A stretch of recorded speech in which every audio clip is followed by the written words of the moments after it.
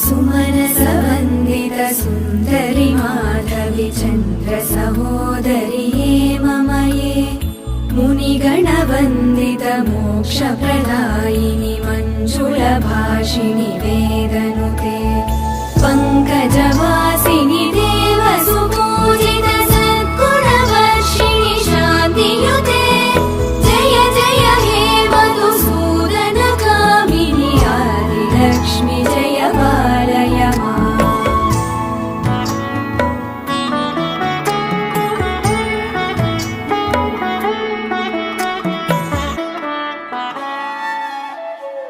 अयि कलिकल्मषनाशिनि कामिनि वैदिकरूपिणि वेदमये क्षीरसमुद्भव मङ्गलरूपिणि मन्त्रनिवासिनि मन्त्रनुते मङ्गलदायिनि अम्बुजवासिनि देवगणाश्रित पादयुते जय जय हे मधुसूदन कामिनि धान्यलक्ष्मि जय पालय माम्।